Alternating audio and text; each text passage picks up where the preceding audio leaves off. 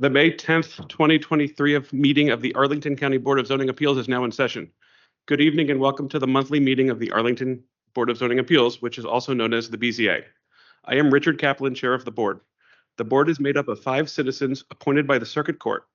In addition to myself, we have Vice Chair Inta Malice, Judy Freshman, Portia Clark, and Lindsay Arthurs. Also present is the professional staff, including Blake Bowen, Board of Zoning Appeals Coordinator, Meg Ryan, BZA Associate Planner, and Brett Goldberg, BZA Associate Planner. I think Brett is joining us virtually tonight. We thank you for being here and extend a warm welcome. To avoid disruptions, we ask that you please turn your cell phones and pagers off or put them in silent mode. Before we begin tonight's hearing, I will discuss the board's powers and the procedures for tonight's hearing. The board's powers are prescribed in the Code of Virginia and are set forth in detail in the county's zoning ordinance adopted by the county board. The Board of Zoning Appeals does not have the power to rezone property or to amend the regulations set forth in the ordinance. That authority rests with the county board. This board does have the authority to do 3 things. First, the BZA can approve use permits that allow modifications of placement requirements for structures on 1 and 2 family lots where there is no option in the zoning ordinance to allow such modifications. In order to approve a use permit, the law requires that this board find that the proposal's use permit will not adversely affect the health or safety of persons residing in the neighborhood, will not be detrimental to the public welfare or injurious to property improvements in the neighborhood, and will not be in conflict with the purposes of the master plans and land use and zoning related policies of the county. In making these findings, the BZA shall consider whether the modification will promote compatibility of the development with the surrounding neighborhood because of the structure's overall size, footprint, and placement are similar to those structures on the properties surrounding the lot in question, and whether the modification will help preserve natural landform, historical features, and/or significant trees or foliage.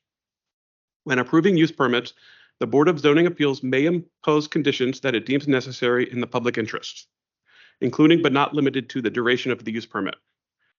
Second, the BZA can grant variances from the specific requirements of the zoning ordinance. When granting variances, the burden of proof is on the applicant to prove by a preponderance of the evidence that it meets the following criteria.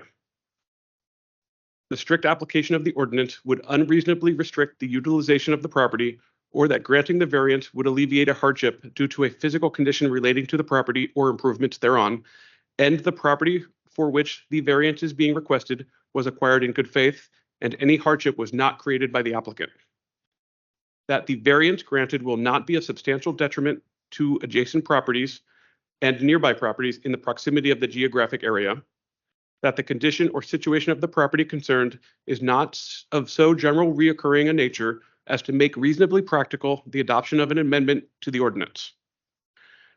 The granting of the variance will not result in a use that is not otherwise permitted on the property or change the zoning classification of the property, and that the relief or remedy obtained through the variance is not available through a special exception process as provided for under the zoning or subdivision ordinance. Lastly, the BZA can decide appeals of the zoning administrator. Now on to tonight's hybrid hearing. For those who are participating in person, on the front table, you will find a QR code linking to a copy of the application package, including the staff report for each case before us this evening. For those participating virtually, a copy of the application package can be found on the Arlington County BZA website. There is also a link in the chat for the application packages, I hope. Yes. I recommend that if you have not yet seen that report for your case, that you review that report before your case is called. If you are attending virtually and lose connectivity, please reconnect with us by phone. If you are attending via Teams, please keep yourself muted and cameras off until called upon. Turn off the sound on any other devices around you to minimize interference. When called upon to speak, please turn on your camera and unmute yourself by clicking on the microphone icon that is located in the meeting command bar. County staff does not have the ability to unmute you. The meeting chat is active for technical support assistance only. The meeting chat shall not be used for discussion, public comments, questions about the agenda items, or requests for more information.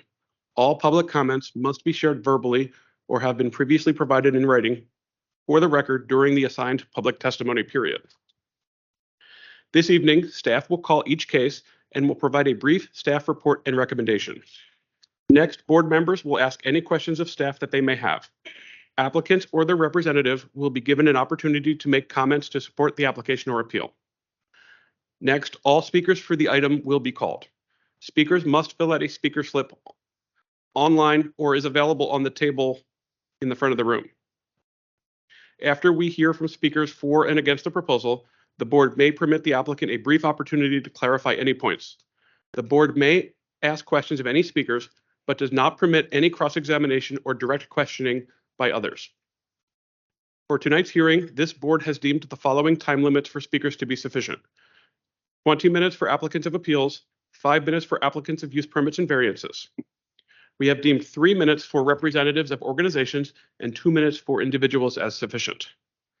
After the board has gathered all the information we need and have discussed the case, we will decide the matter by voting on a motion duly made and seconded. A majority is needed to approve any motion. Public comments will take place only within the allotted timeframes. During public comments, a speaker timer will be displayed on the screen and speaker podium. Please be respectful of the time allotted. This is a public forum and tonight's meeting will be recorded and posted on the county's website. All information associated with tonight's meeting, whether spoken or written, is subject to the Freedom of Information Act requirements. Any appeal from the decision of this board must be made to the circuit court in accordance with state law. After your case of interest is heard, you are welcome to stay for the balance of the session or leave at your convenience. We promise not to hold leaving early against you. Again, thank you for being here this evening. Before we begin, I have a quick question for county staff. Mr. Bowen, my understanding is that there's no outstanding appeals that have been filed since our last meeting. Is that true? That is correct. Thank you. I believe that we have 3 items on what we call our consent agenda for tonight. For the public's benefit, the consent agenda is used by this board to quickly decide on agenda items that are complete and non-controversial. An item can be removed from the consent agenda at any time by a board member, or will be removed from the consent agenda if a member of the public desires to comment on the case, either for or against. Mr. Bowen, can you please call up the consent agenda cases? Mr. Kaplan, I believe the consent agendas are shown on your screen. Can you please confirm that these are the items that you're interested in doing a group approval for? Yes, I so confirm. Okay, thank you. I will next read the case language for each of these cases if you are ready for it.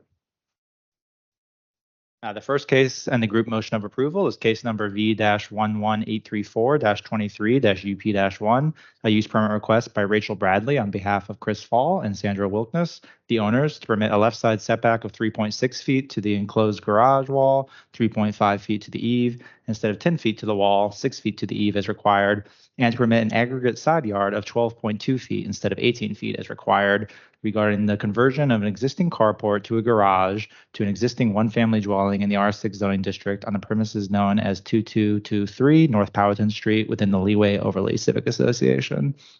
The second case on the group motion of approval is case number V-11838-23-UP-1, a use permit request by Mark Coupard on behalf of Donald Patterson Jr. and Shirley Bloomfield, the owners, to permit a left side setback of 6 feet to the porch instead of 8 feet as required, regarding a new screen porch to an existing one-family dwelling on a corner lot in the R8 zoning district on the premises known as 1701 North Inglewood Street within the Terra Leeway Heights Civic Association. The third and final case being considered for the group motion of approval is case number V-11839-23-UP-1. This is a use permit request by Jeffrey and Lindsay Nathan, the owners, to permit a rear setback of 19.7 feet to the wall, 19.4 feet to the eave instead of 25 feet to the wall, 21 feet to the eave as required, and to permit a street setback of 19.8 feet to the wall, 19.5 feet to the eave instead of 25 feet to the wall, 21 feet to the eave as required, and to permit a street setback of 16.3 feet to the porch, 16.1 feet to the porch eave instead of 21 feet to the porch, 19.5 feet to the porch eave as required, all from the easement for street purposes for 3rd Street South, regarding a porch expansion and a new side addition in the R6 zoning district on the premises known as 5907 3rd Street South within the Glen-Carlin Civic Association. The staff recommendation in each of these 3 use permit cases is for approval, subject to the conditions provided in the proposed resolution. Do board members have any questions for staff? Okay, 1 second. Mr. Boner, are there any speakers for these items? None that have signed up, no. Are there any speakers in the room or online that wish to be heard on these 3 items? Ms. Malice. I would move the consent agenda as described by Mr. Bowen. I'll second it. On a motion for the consent agenda approval by Ms. Malice and seconded by Ms. Clark, is there any further discussion? The only thing I would add is that I want to compliment the applicants on their diligence in having complete packages. And sometimes it's nice to compliment them in person, but I'm sure they'd rather forego the compliment and just get their applications approved. I too felt that their applications were unusually complete as well. Hearing no more discussion, I will call the roll. Ms. Malice. Aye. Ms. Freshman. Aye. Ms. Clark. Aye. Ms. Authors. Aye. Chair votes aye. The motion to grant the consent agenda for 3 cases passes 5-0. Mr. Bowen, will you call the next case and the first case on the regular agenda? Yes, Mr. Kaplan, the next case on the agenda is case number V-11825-22-VA-1. This is a carryover item, a variance request by William B. Lawson, Jr. on behalf of Thomas Peters, the owner, to permit a main building footprint percentage of 28.6% instead of 25% as required, and to permit a total lot coverage percentage of 32.9% instead of 32% as required for a 1-family detached dwelling without a qualifying front porch in the R10 zoning district regarding a new addition, conservatory, with fountain and built-in grill to an existing 1-family dwelling in the R10 zoning district on the premises known as 3414 North Albemarle Street. Staff recommends that the board adopt the attached proposed resolution denying the variance. An alternative resolution with conditions has been provided should the BZA see fit to approve the application as advertised. Staff will note that we do have 1 additional speaker who has signed up to speak for this case aside from our applicants by the name of Rosemary Savati. Mr. Bowen, is there any supplemental material for this case? No, we have not received any since the last hearing. Questions for staff? I have one question. And it's actually not a question, it's just a clarification. The previous, in our staff report, it says that the BZA deferred this matter at our April meeting. That was at the request of the applicant. Is that correct? Yes, Mr. Lawson requested the deferral for 1 month. Thank you. Any additional questions for staff? I have a question, Mr. Mhm. Bowen, and you might not be able to answer this. Does staff know the size of the current front porch on this? Not offhand. I'm sure I can find out for you. And if I do not know it, the applicant might be able to advise as well. I had checked on the real estate records, which are not always accurate, Okay. and so that's why I'm asking. I'll take a look at the drawings. I think we did note that at some point. Thank you. I will, if I have other questions, I'll get to them later. Is the applicant with us? Or the applicant's representative?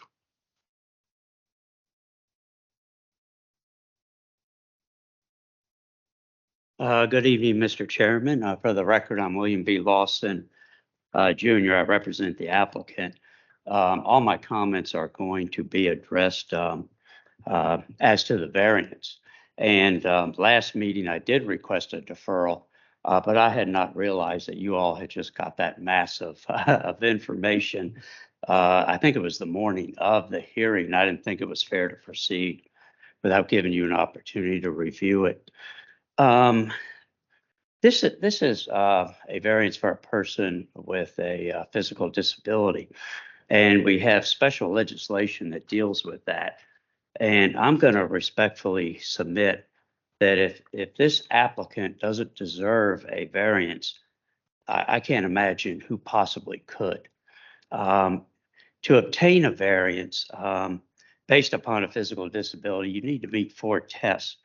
Is there a disability? Does it create a hardship? Is it alleviated by the modification? And is the modification reasonable? Those are the 4 tests. Staff and we agree on the first 3. It is the 4th one we disagree upon. We think it's reasonable. Staff thinks that it is not reasonable.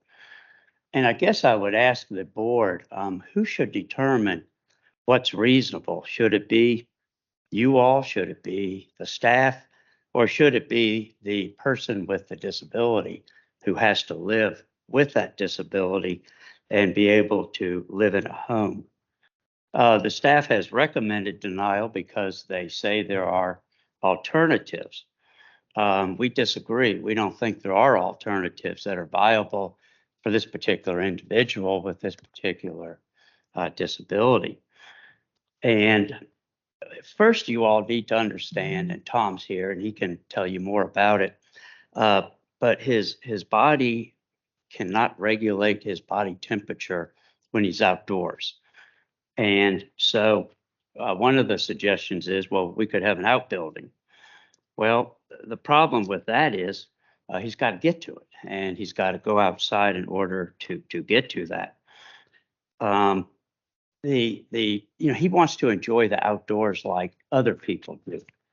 And so, but he can't go outdoors. So instead he has a sunroom, and the staff has said, well, just make it smaller or have less furniture.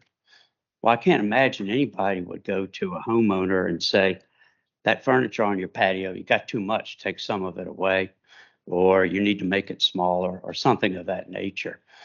I think to demand a smaller addition or less furniture may actually be a violation of the ADA because it's denying an equal opportunity to enjoy life to someone with a disability.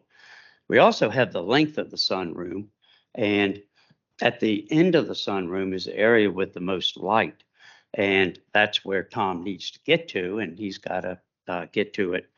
He can't go outside to get there. Now, I would submit that the coverage provisions in this ordinance, they just penalize a citizen such as Tom. And one of the ironies of this whole case is that the staff says you got too much coverage.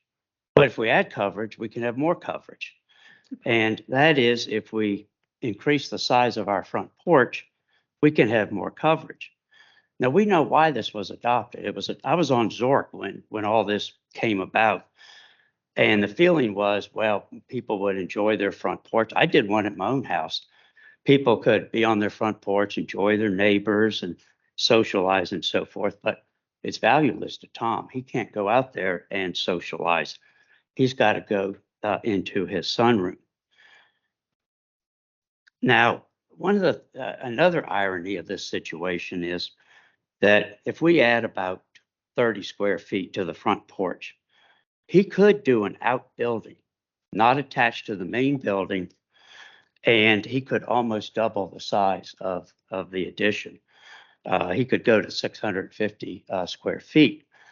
So given that fact, I don't see how the staff can conclude that this is not reasonable. Instead of being off over there, it's attached to the building. It's attached to the building because of the disability. So we think that the state legislation was written exactly for this situation. I'm almost done. The last point I would make is that both Fairfax and Falls Church have granted very similar variances, and they have been done for a greater magnitude of coverage than what's proposed here. Thank you. I'll be happy to answer questions. Any questions from board members? I'd like to hear from the speakers. Would you like to hear from Tom first? I was going to Okay. get it. Hold up. Mr. Rowan, do you have an answer to that question I had? Which particular aspect of the question? The front porch, the size of the front porch. I believe I can come back if not. I believe Mr. Lawson's assertion is correct. It's about doubling the size. It's about 30 square feet. Yeah. Thank you. Okay. Thank you. Very good. Thank you. We have gone over it over and over and over. Blake has been terrific to work with. The real estate records had it at 42, so I just wanted to 42. clarify. Me too. So I was working off of 42, so I didn't want to. Thank you.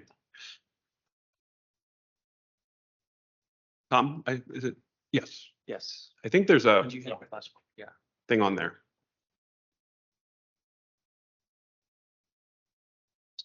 Thanks.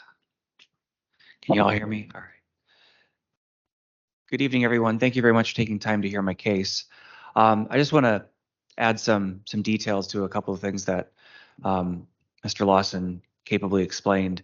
I can regulate my temperature somewhat. It's in hot and cold temperatures that I cannot. I have a doctor's note explaining that as a result of my C5 incomplete spinal cord injury that I sustained in 2013.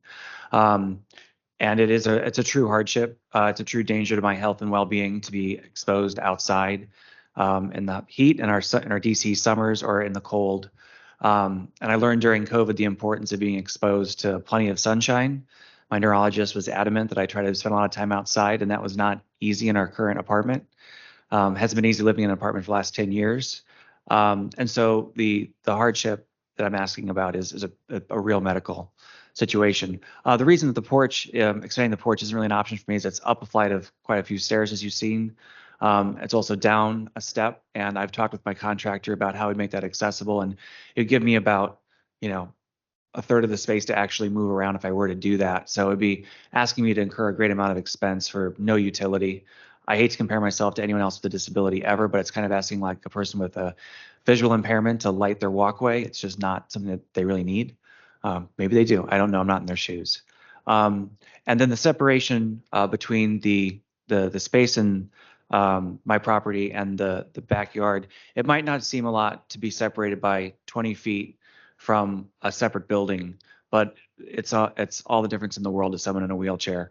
Up until I had my accident, I thought I knew what it was like living in a wheelchair. I had no idea. It's taken me 10 years to even start to understand it. The goal of this house, just to step back for my wife and I, is for me to live more independently than I currently do, and for us to live in this house, aging in place safely. And on the independent side, I cannot reliably and reasonably get to an outbuilding.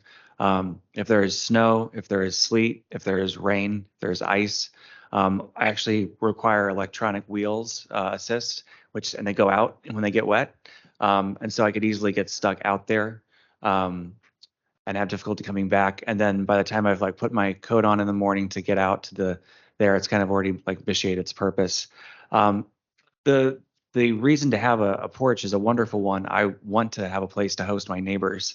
And when I got the support of all the neighbors who can see my property from the front and all the people who can see the backyard from the back, all 6 of them, I explained to them that the carrot was I can't wait to host them in this space, in a space that's as close to the outdoors as I can get.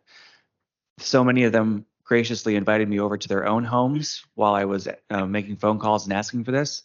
And the reality is I can't get into any of their homes except one. One of my neighbor, George Albright, to the right, his wife has passed away, but she was in a wheelchair, and they have made some modifications. So I can visit him, but everyone else I can't visit. My opportunity for socialization and getting to know my neighbors is bringing them to my own home. And I love the outdoors. My wife loves to garden. I'd love to be as much a part of that as possible.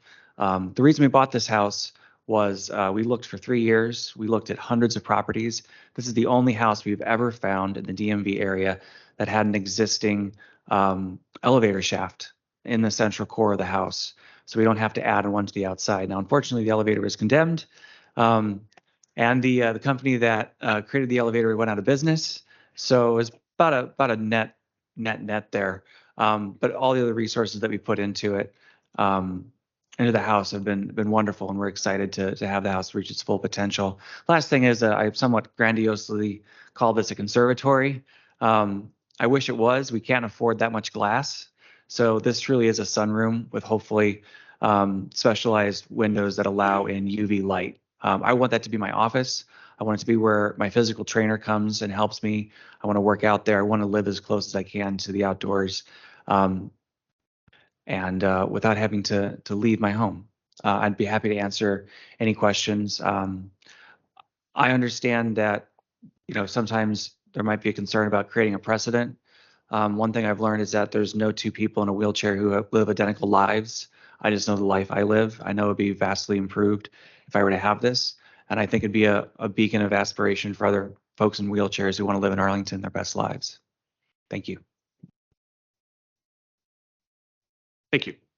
So the conservatory is all glass? Is that the difference? No, I can't afford all No, glass. I mean, that's what a conservatory A is. conservatory properly is all glass, and But, Orangery has a higher. Unrelated, I direct- was- I've learned a lot. Yeah. Thank you. Right now, it's just a sketch. Are there any questions for the applicant from the board? We can come back I'll come back. if you want to hear this. Okay. Is Miss Savati in the room or online? She's online. Online. Hello, Hi, can welcome. you hear me? Yes. That's great. Mr. Peters doesn't need me to fight his battles on for his behalf, but I was asked to give perspective. Many of you know me from Planning Commission, Disability Advisory Commission, and the Independent Center of Northern Virginia. I'm also a nurse practitioner. I manage care for people living in the community with spinal cord injuries. So it is my pleasure to speak to support this project from my level of expertise in taking care of people with spinal cord injuries.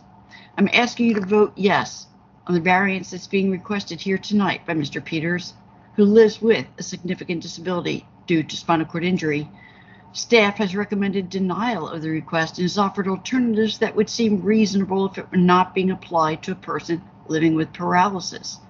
This is a club that no one wants to belong to. You do have the power to make his life more livable. Arlington County has now expanded zoning to allow more people to live in our community. Inclusivity has been the operative word. The conversation centered on social and economics, but this is inclusivity of a person with a disability. You know my life work, and I remind you that we cannot forget how many people with disabilities are shut out of our community due to economics and accessible housing. This request is a reasonable accommodation for somebody living with paralysis. Whether the addition is called a sunroom, solarium, or conservancy, it's a space that will improve the quality of life for Tom and daily wellness to accommodate accessibility for physical therapy table, office space, and to access the sun in a temperature-regulated space for Mr. Peters. As he alluded to, there was one of the people in our community who died a few summers back in DC because he went out in the summertime and his wheels got stuck.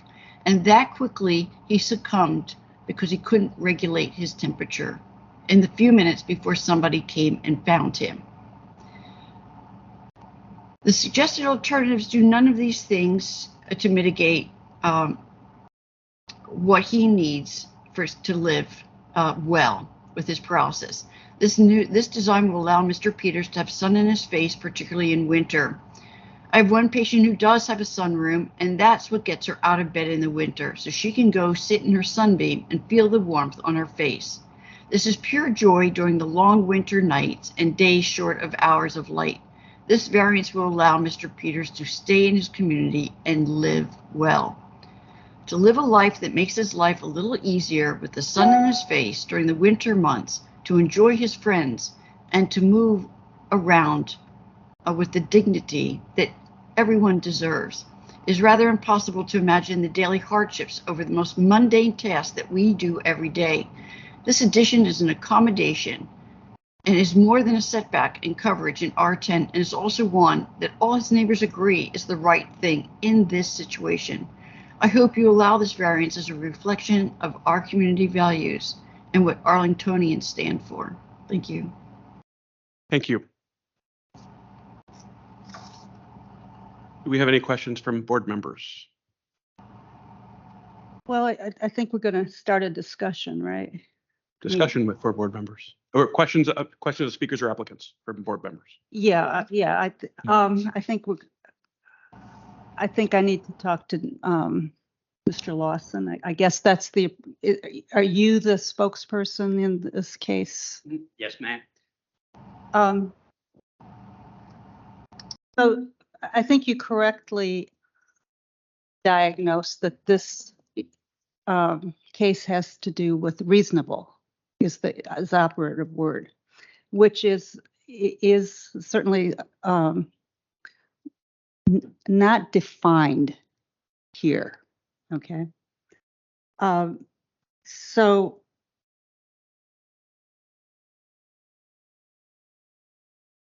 determine, you made an argument that this is equivalent to a patio that somebody else might have.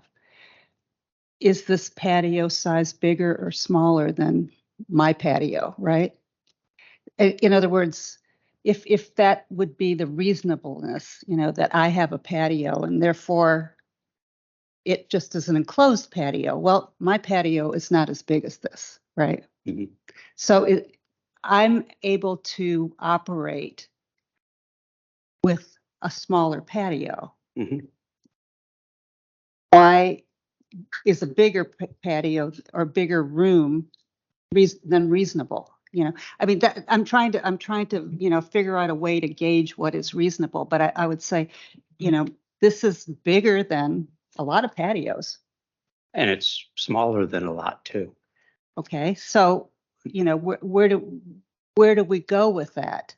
Why would a conservatory twice the size of this not be reasonable? Well, the reason I compared it to the patio is the ADA is set up so that a person with a disability can have the same life as a person without a disability.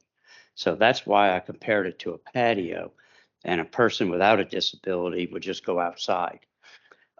Tom's situation, and I might ask him to come forward, he needs this for a number of reasons. One is to be in the sun.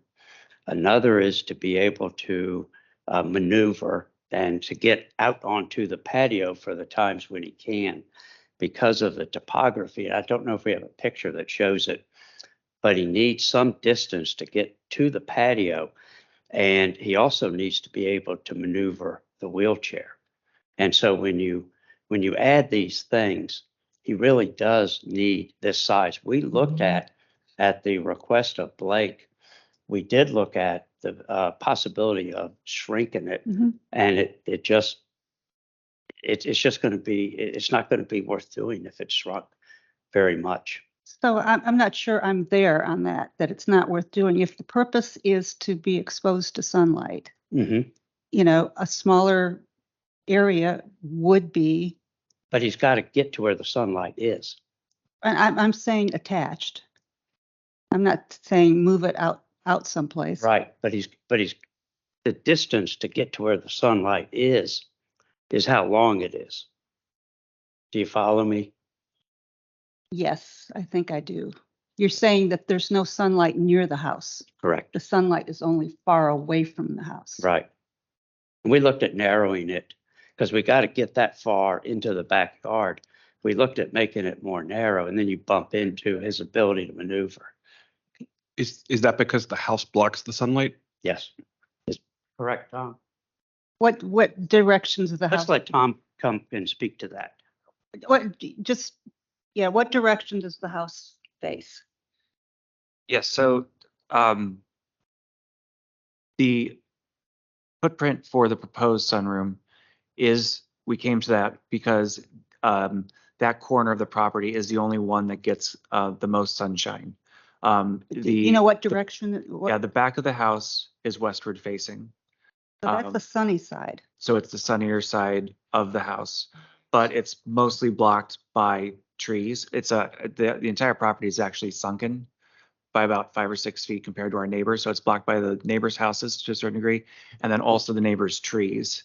So even with removing the trees that are on our property, and we want to keep as many as we can, because I love trees, we do have to get that far out to actually get to sunshine in the morning and through the day. And the second reason for the footprint is because of the turning radius required for my wheelchair. So just for like the ADA, 32, 36 inches is. I understand that part of it. Okay, I'll follow up with staff then. Staff, did you look at sun studies? Were there sun studies presented with this application? No, not that we saw, and we didn't perform any of our own, no. Right. So, I mean, if that is an argument, then, so the other piece of it, and this is for, I guess, Mr. Lawson again, but again, the applicant may wish to, is I'm trying to figure out it's like you can't be outdoors. So why wouldn't a glass wall on the back of the house provide sunshine? I don't think you get the sunshine, do you, at the, I mean, I'm just saying because if you can't be out in the elements, right? That's the reason for this. Why can't the house itself be modified? this So has glass in the ceiling. it's the ceiling Yes. that is the important part of this. It has glass in the ceiling and some of the sides. It's not fully glass because it would be cost prohibitive to heat and cool. But there is glass in the ceiling to let the sun come straight down. The concern, yes, the sunroom does have glass in the ceiling to get more sunlight in. Also, it allows us to contain the heating and cooling costs. If we throw glass up against like the whole back of the house, we didn't really pursue this option very deeply, but the idea is that would create a lot of other like permanent things, and also there isn't sunlight that hits that region of the house. I'm sorry, create other kinds of permanent things. Heating, then we didn't do a exploratory thing for like the cost of heating and cooling the entire back side of the house. So I mean, if you have like an exposed like whole area of like windows, so that's not something that we like looked into. The idea Okay. was Okay, all right. So if the argument now is that you need to get to the sun, I guess I would want a I would want a sun or shade study to, if that is the crux of this, Well, is that any other configuration wouldn't work in terms of daylight or sunlight. I mean, that's not the only reason, but that is the main reason. Yeah, and that's I can't tell, I can't evaluate, sunshine from where I sit right now. Okay. Any other questions for the applicant or speakers?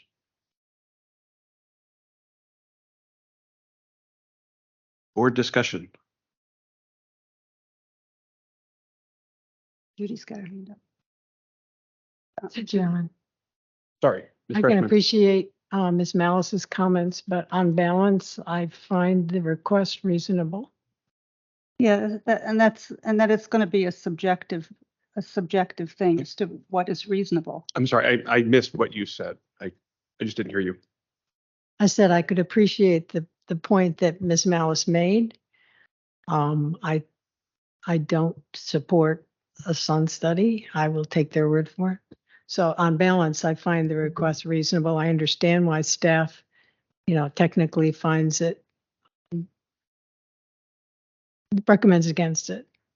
But in this case, I'm persuaded that it's reasonable. I agree.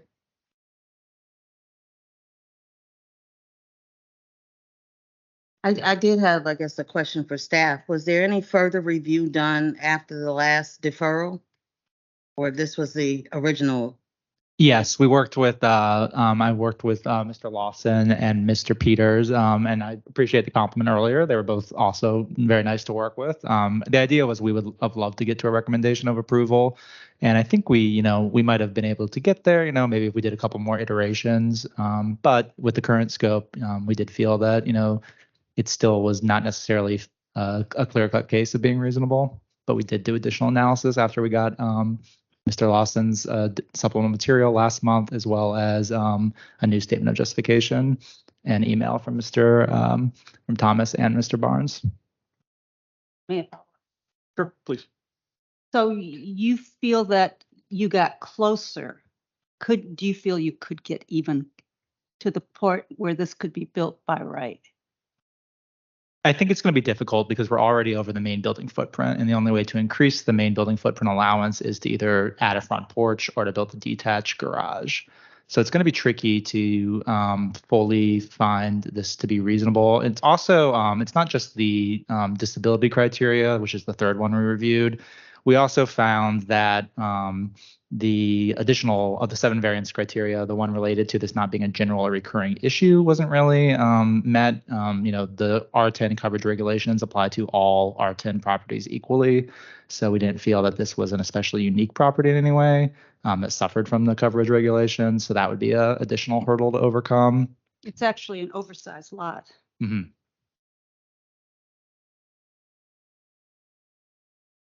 How, I'm Go sorry, can I follow up on the point? How does that criteria intersect with the disability criteria, number 3? Thank you. And maybe Mr. Lawson wants to speak to that after Mr. Bowen, From a staff perspective, they are distinct, I would say. There's not really meaning that they're both required. Yes. Okay. The way we look at it is that the first 3 criteria we talk about in the staff report, one of those 3 has to be met, and then all of the remaining 4 have to be met. So really, we look at each one separately. So as long as one of the first 3 is met and all the last 4 are met, we can recommend approval. Mr. Lawson, do you want to speak to that? Yes, I think that the normal and the, You want to the raise your- usual, I think you need to I gotta raise raise it, don't I? for the microphone. I think that the usual criteria for a variance based on the physical characteristics of a lot are not applicable. I had also looked at some of the staff reports of other jurisdictions, and, is there a disability? Does it create a hardship? Is it alleviated by the modification? Is the modification reasonable? That was my understanding of the tests that are applicable for a variance for a person with a disability. And I think the other standards based on physical, irregular shape, size, better addressed through amending the ordinance and so forth are not applicable when you're dealing with a variance for disability. That's my opinion. I agree. Before you sit down, I don't know if I have any questions for you. And I don't want to interrupt if Ms. Malice was about to jump in. So my thoughts on this, I think I tend to agree with my other colleagues here. I actually came into this hearing with, pages of notes, and I read all of your supplemental, and I was ready to go page by page and explain why I didn't think that some of the stuff that you submitted were applicable. But I think that I have, so on the point of number 3, sorry, not number, the second number 3, whether it's general or not reoccurring, my opinion is, although it's not in the language of there clearly, I think that condition does not entertain or foresee this situation where we have an applicant who is seeking an exception based on a disability. And I went back and listened, for example, to the cases that you cited, especially the one that this board years ago heard half a dozen times. Marshall? Marshall. Or Andropolis. Okay. And I think you were on that case. I was on, yeah, Right. And this board heard it probably 4, 5, 6 times. right. And although I don't think it was granted at the time, the board made compelling arguments or someone on the board made a compelling argument that the federal supremacy clause trumps state and local code for the reasonable accommodation. And so that's kind of my thought is that then the question is, as Ms. Malice goes back to, and that gets me past that generally reoccurring that the board can fashion a regulation, is reasonableness. Right. And I think that the ADA tries to set, my language is going to be rough here, I think, someone with a disability on the same plane as someone without the disability. And in this case, I'm sorry. Yeah, go ahead. Oh. I was agreeing Oh, okay. out loud, apparently. I'm sorry. If I was saying something totally wrong. No. Okay, I thought you were disagreeing. On the same plan. And so, for example, a patio can be, if my patio can be put in here, can it not? Yes. Yeah, under 8 inches by right. Right, under 8 inches without limit is my, again, rudimentary memory, right? And so I kind of equate it to that of yes, obviously a patio would not do this applicant any good, and so this seems very reasonable to me as kind of making up for that, and that's kind of my thought. Let me see if I had anything else on my notes here I wanted to hit for the record. I don't know that I or anyone on this board is a good judge of reasonableness. I'm not sure I agree with your contention that the applicant should decide what is reasonable, because then that would open the door to you coming in here and saying, I want to build a 99% coverage so I can use every foot of my property, right? Well, that wouldn't be But reasonable. we're not here. We're not arguing that. So I didn't want to concede that point. Yeah. But I think that's all that I hit the highlights here. I was ready to talk about square footage of adding the porch. But I was swayed by the applicant's explanation on that. You know, if I could indulge for just another couple of minutes, after our Argonopolis case, I went to Delegate Hope, and he got the language that now exists in the state code, and the whole purpose of it was to let BZAs know that that the ADA is out there, because it's referenced in the state code that it is out there, and it needs. And in certain cases, you chuck the lot specific criteria and you look at it from the viewpoint of ADA. And, the only variances that are now being required are for coverage. Ms. Mouse. So I wanted to follow up on your point, and then I have something for you too. On patio size, what was Right. So if you are not putting in an uncovered patio deck, under, I think 8 inches is my memory. Right. There's no limit on that. okay? But in this case, that wouldn't do this applicant any good. Okay. Right. Okay. All right. The other question has to do with, I'm interested in your view on durability of this improvement. What does the state code say about to what extent does this improvement stay with the house or stay with the applicant? If the BZA wanted to, you could require that when it's no longer needed, it would have to be raised. Mm-hmm. I would hope that the BZA would not add such a condition, because I'm sure there's going to be people just like Tom that are going to look for something like this. If it hadn't have been this, it would have been for an elevator. This house was already over coverage. Mm-hmm. And so we tore out a deck that was adding to the coverage, and the elevators inside. And this house, when it was built, already exceeded coverage. Mm-hmm. So I would hope the BZA would not impose such a condition. But we could. You could, yes, ma'am. And we have discussed that in the past too, when the need no longer exists, whether it's appropriate, since it was based on a specific need, whether that should continue. All right, thank you. Thank you. Discussion with the board or motions.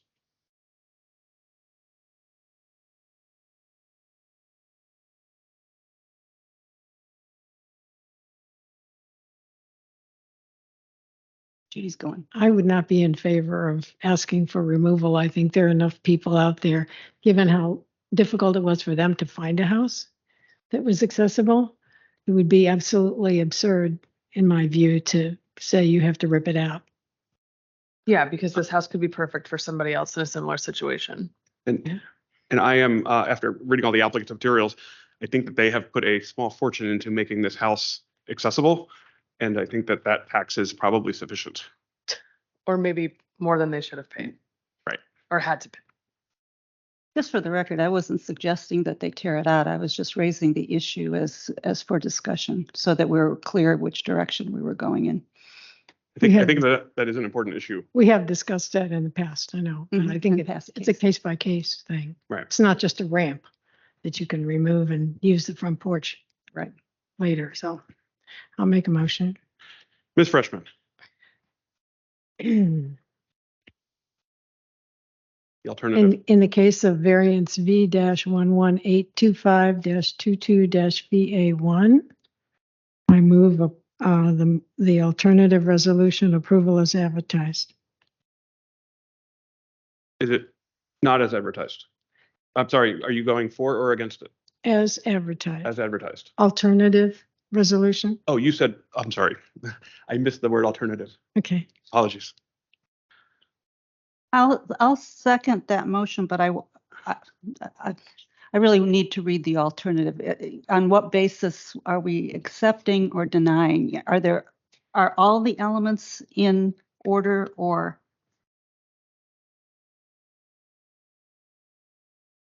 Well, it has 3 conditions So the first one is, on page 10, right, starting on page 9. right. So, but it starts with whereas on page 9. Yes, The strict application of the terms of the ordinance would not unreasonably restrict the property. We say that's true. You know, I'm reading the staff's resolution. Right. Then I thought you were granting going. the variance would not alleviate a hardship. Is that also our finding? The BZA finds that the granting of variance would alleviate a hardship. Yes, I think that there's, So, yeah, I see exactly what you're saying. Yep. I'm just saying, I'm looking for I know to the applicant, the findings probably don't mean anything, but I think we need to be clear I agree. what we're approving, you know, what we're saying here. Yeah, if I can interject for a second. Of course, on our end, there's some guesswork in how you might approve this project, so feel Okay. free to change those clauses as needed.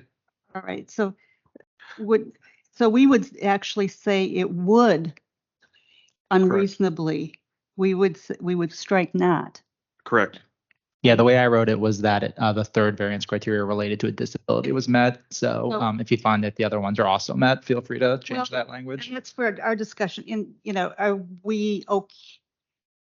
It doesn't unreasonably restrict the utilization of the property for the general public. Is that kind of how you looked at that? Why you made it? Yeah, from the perspective of our analysis, which is admittedly is very technical, like this property is intended to be used as a single family house, and it currently is being used as a single family house. So we're saying it can be used as a single family house. It doesn't alleviate a hardship as to a physical condition, but it does alleviate a hardship due to. I may be in complete agreement with this, but I'm just talking through In fact, this. so I'm reading the first 2, and I am comfortable striking both nots in the first whereas and the second whereas in relation to this applicant and this property, because I think that this addition would alleviate a physical hardship to the property because it doesn't have any physical outdoor space that this applicant can use.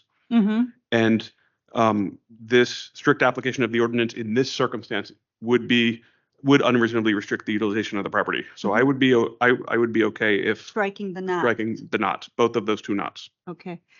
And And then, I'm still reading. and then it would not be detrimental. That's.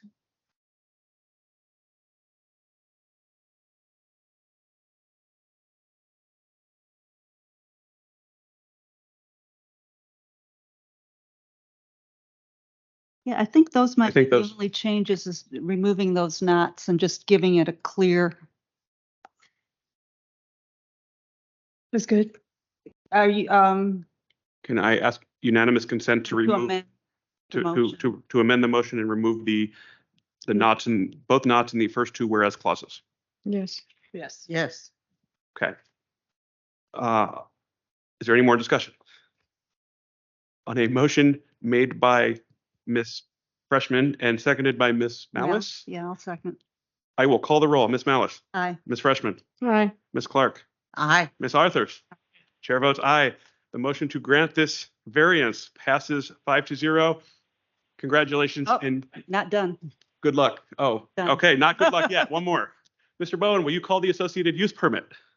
Absolutely. Okay. The associated use permit for this case is case number V-11825-22-UP-1, is also a carryover item. A use permit request by William B. Lawson Jr. on behalf of Thomas Peters, the owner, to permit a rear setback of 11 feet to the fountain instead of 25 feet as required, and to permit a left side setback of 5.6 feet to the built-in grill instead of 8 feet as required, regarding a new addition, conservatory with fountain and built-in grill to an existing one-family dwelling in the R10 zoning district on the premises known as 3414 North Albemarle Street. Staff recommends that the board adopt the attached proposed resolution granting the use permit request with conditions. We did have an alternative resolution here, but since you have approved the variance, it's moot now. I assume that there's no supplemental. There is not. Would the applicant like to, or the representative like to be heard again? The only thing I'll say is we have a favorable staff recommendation and support from the neighbors, and that's my presentation. Thank you. Would Ms. Savati like to be heard from again? Okay. It was Maybe- good to see old friends and new faces again, and it's a pleasure. Thank you. Discussions now with the board or motions? Ms. Freshman. I'll move Board of Zoning Appeals adopt the attached proposed resolution approving use permit V-11825-22-UP1, subject to the conditions listed. Second. Second. Ms. Arthurs. One's Motion made by Ms. Freshman and seconded by Ms. Arthurs. Is there any further discussion? Hearing none, I will call the roll. Ms. Malice. Aye. Ms. Freshman. aye. Ms. Clark. Aye. Ms. Arthurs. Aye. Chair votes aye. The motion to grant the associated use permit passes 5-0. This concludes the matter. Good luck. Thank you You're for really coming. done. I thought your talk was extremely helpful to me at least. So thank you. The conservatory. Mr. Bowen, please call the next case. Yes, Mr. Kaplan. The next case on the agenda is case number V-11831-23-VA-1. This is also a carryover item. It's a variance request by Dean Kressinger on behalf of Lori Fischler, the owner, to permit a new addition that exceeds 50% of the aggregate floor area of the existing building on a non-conforming lot in the R27 zoning district regarding a new rear and side addition to an existing semi-detached dwelling in the R27 zoning district on the premises known as 719 North Oakland Street within the Ashton Heights Civic Association. Staff recommends that the board adopt the attached proposed resolution approving the variance request with conditions. And please note that we do have one additional speaker who's signed up to speak on this case, and that is Cindy Nelson.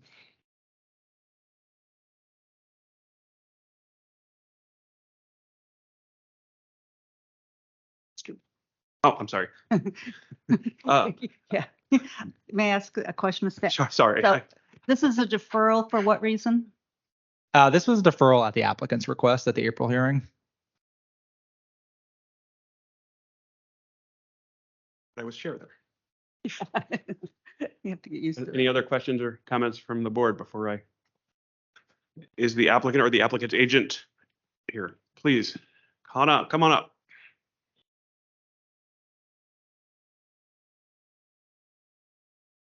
Good evening. I'd like to begin by saying thank you to the board members for reviewing our proposal tonight. My name is Dean Kretzinger. I'm the architect and applicant for 719 North Oakland Street. I'd like to highlight a few of the key elements of our proposal. Ms. Fischler, the owner, is also here and will take a few moments immediately after to describe her extensive outreach to the neighborhood. I'd first like to emphasize that we're not requesting any use permits for this proposal, as our addition meets all current front, side, and rear setbacks. It also meets all lot coverage requirements for an R27 zone. You'll notice in our proposal lot coverage is approximately 36%. The allowed lot coverage is 53%, so our 36% is far below the allowable lot coverage. 719 North Oakland Street is unique in that it's a larger lot than average in the neighborhood, and is unique for its interior lot in that it's bounded by two alleys. These alleys provide additional buffer between our nearest neighbor to the north, 727 North Oakland Street, and to our rear neighbors, 712, 714, 16, and 718 North Nelson Street, who have, in addition to their rear yards and our own rear yard, an additional alley-wide buffer. The only house immediately adjacent to 719 North Oakland, not buffered by an alley or a street, is our adjoining neighbor, whose owners have reviewed the plans and have written in support for the addition. As BZA staff have noted, the strict application of the ordinance significantly restricts Mrs. Fischler's ability to add to her home. While seeking relief from the hardship of the 50% zoning requirement, Ms. Fischler has chosen to proactively specify design elements that integrate and blend with the existing neighborhood's building fabric. For example, in lieu of building up beyond 2 stories, she's chosen, at additional expense to herself, to design much of the addition, fully 36% of it, below grade, where its presence is undetectable to neighbors. We further made a design decision to increase light and air to the nearby alleys and yards through the use of a hip roof to further keep the roof height low. This enables additional light and air to the surrounding neighborhood. Additional design choices, including exterior finishes that were selected from the existing palette of materials found in the neighborhood, such as brick, lap siding, and traditional trim boards. All these design decisions will make the proposed addition an asset to the neighborhood. And finally, the BZA has a long history of approving a waiver request such as ours. 703 Oakland Street, a home only 4 buildings away from this one, on the same side of the street, was approved in December of 2013 for a 50% waiver and is a nearly identical addition to Ms. Fischler's proposal. It too is a 2-story with proposed addition and extends off their existing home roughly 15.7 off the back. Our proposal is about 15'4". It adds a bonus room in the basement as well as 2 bedrooms on the 2nd floor. This is a clear example that historically over many years and the tenure of many members, the BZA has approved relief to the hardship caused by section 1624B. And not just in recent BZA cases, but on a home only 4 buildings away from 719 North Oakland Street. So to conclude, our proposed addition meets all current setback and lot coverage requirements. Our proposed addition is designed to be sympathetic to the neighboring houses and adds value to the entire community. It uses historically accurate materials found in other houses in the neighborhood, and its overall height is in keeping with that of the neighboring home. Due to Ms. Fisher's extensive neighborhood outreach, her proposal has received overwhelming neighborhood support. And certainly the proposal will allow Ms. Fisher to own and live in her home for many years to come and age in place. For these reasons, we hope the Board of Zoning Appeals will approve our proposal for the addition of 719 North Oakland. Do you want to hear from them? Please. Yep. I assume you're the applicant owner. Yep. Thank you. Ms. Good evening. Fischler. I want to thank Mr. Kretzinger and the BZA members and BZA staff for your kind consideration of this proposed addition. Can you state your name for the record? My name is Lori Faye Fischler. I'm the owner. I'm sorry, would you like me to stop? I'm just.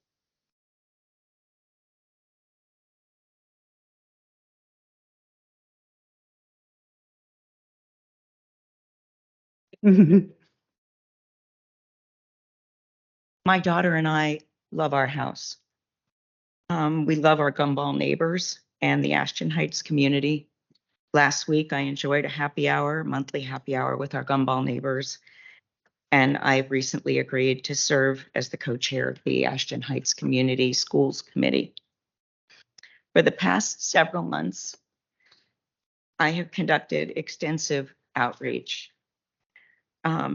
with this care in mind and a desire to hear from neighbors regarding our addition, carrying the plat and the proposed plans, and a willingness to sit down with any and all who had questions. I reached out to the entire North Oakland and North Nelson side of the Gumball Park. I wanted to be sure that everybody was comfortable with what we were planning to do.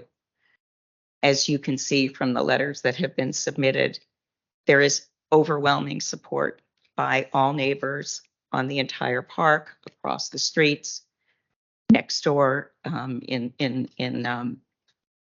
all sides. And those materials have been submitted. I knocked on doors. I dropped items in mailboxes and mail slots. And when I didn't hear from individuals, I went back repeatedly until face-to-face discussions were possible. And many of those face-to-face discussions were inside of my neighbors' homes, who were kind enough to allow me in and to take the time to review the plans. The support of the North Oakland and North Nelson neighbors means a great deal to me, to my daughter. We hope this support will be well received by the BZA. Our first meeting with our adjacent neighbor involved an in-person meeting, a walk around the property, a discussion how grateful we are for their support, as well as the support by all of the other neighbors. My daughter and I need this proposed addition. We bought our home in May of 2020. At that time, no one could have imagined how our lives would have been changed forever by COVID. I now work from home, and the addition affords space for my home-based work and my materials. A desire for in-home visits are now much greater now than restaurants, and our home addition would enable such visits by family, friends, and neighbors. And the addition affords greater privacy for my daughter and myself. Finally, as a senior, the addition will enable the aging in place as those needs are required. I sincerely appreciate all the efforts in preparing for this meeting, and I hope that our request will receive favorable consideration. Thank you all so very much. Thank you. Any questions for this applicant? Just wondering, what was the reason for the deferral last month?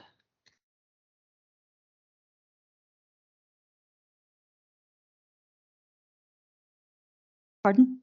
It was my 10th wedding anniversary. Sorry, guy.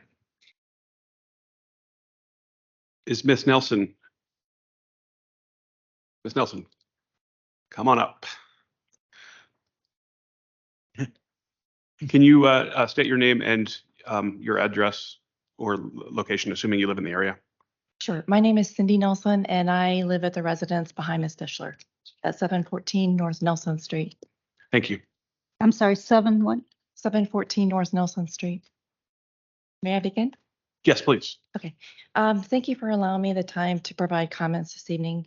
As I said, I live behind Ms. Fischler, and I have several concerns about the variance request and the harm that it would cause.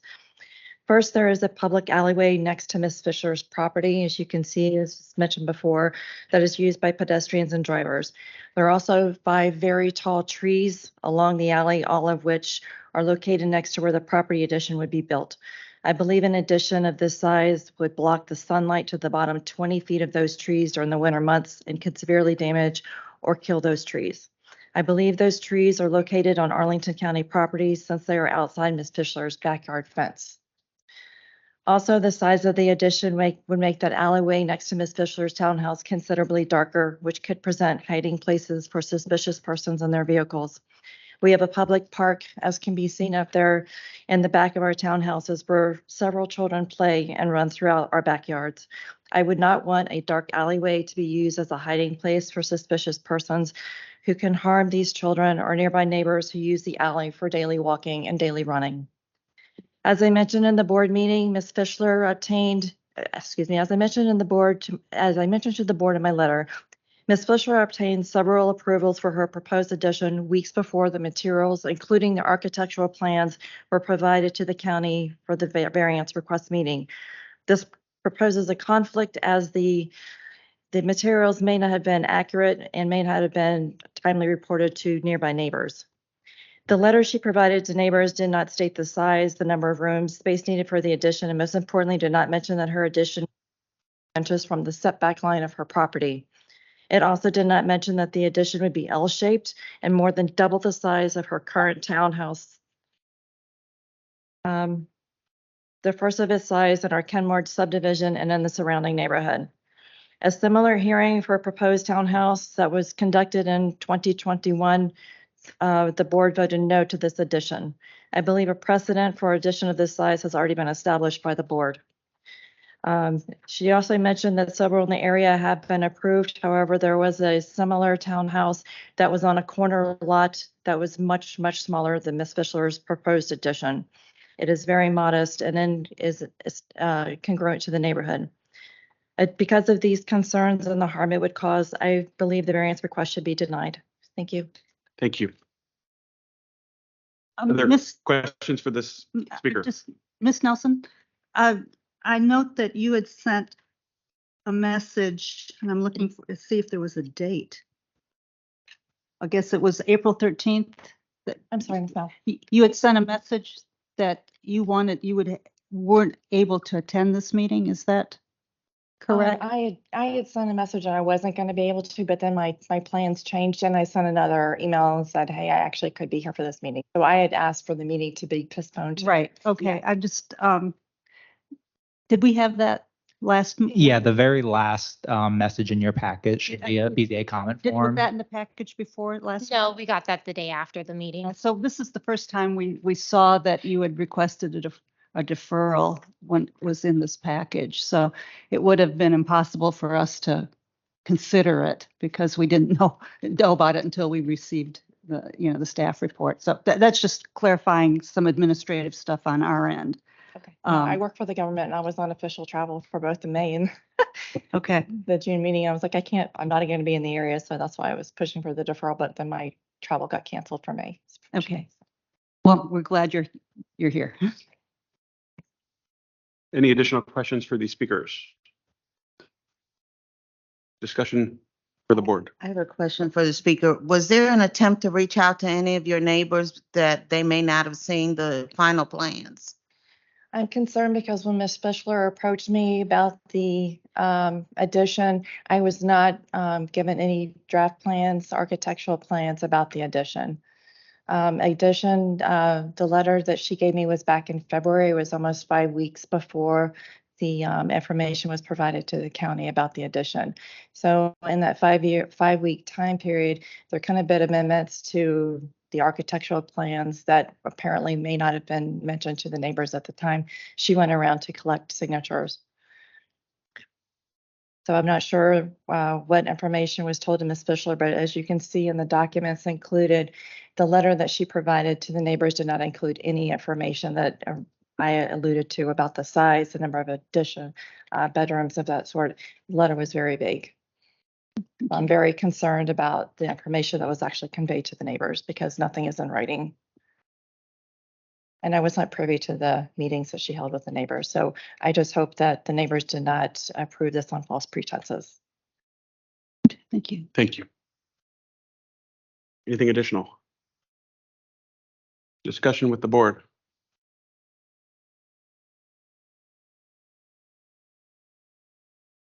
Well, Ms. Malice. I have questions. Get the number one spot, automatically. Pardon? You should get the number one question every time. Do you want to say it for me? No, you just are always the first one. Go for it. Ready for it. I'll defer to anybody else that wishes to speak.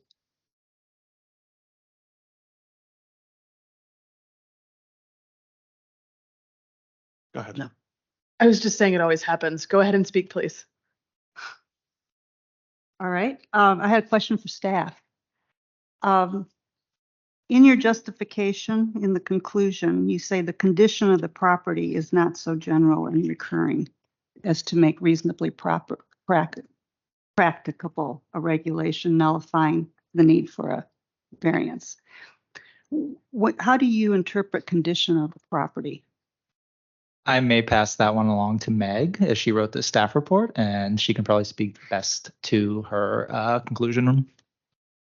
Yeah, so I looked over the last few years to see how many of these applications have been submitted for this type of use. And I think it was just under 2% or around 2% of the applications received. But but the statement says condition of the property. How do you define the condition of the property? I'll interject, at least with one remark there, because we have seen other similar cases to this. One thing to note is that this property and the lot itself was created prior to 1950. So, it never had a chance to conform. There are lots that are created after 1950. So that's one consideration. It's just that the lot was created a long time ago. And that's not true of all lots. Subdivisions happen today, still. So would you say that all property that was built before the ordinance and is non-conforming should be granted variances? I think our arguments for these types of projects pertain to a particular square footage restriction that only applies to semi-detached houses and only applies to non-conforming semi-detached houses. So in this case, it's a building on a lot that is non-created in a zoning district, and a use type, semi-detached versus a one-family home, that, all these factors compound, and they're not especially unique. There's not a lot of R27 semi-detached houses that were built prior to 1950. It's not especially common.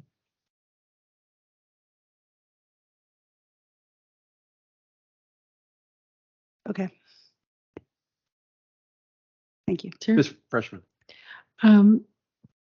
I believe I heard the speaker say that a lot of detail for the project wasn't circulated. I think that's what she said.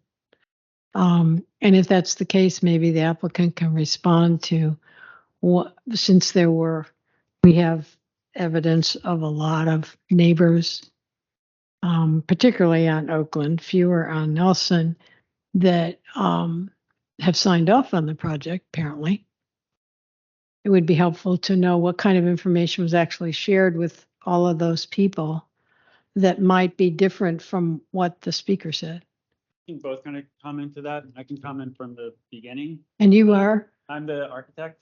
And so I would have worked with the staff to formulate the application, to put forth the documents. Could you be closer to the mic? Yes, to You put can forth. raise the mic. You can, there's on the top.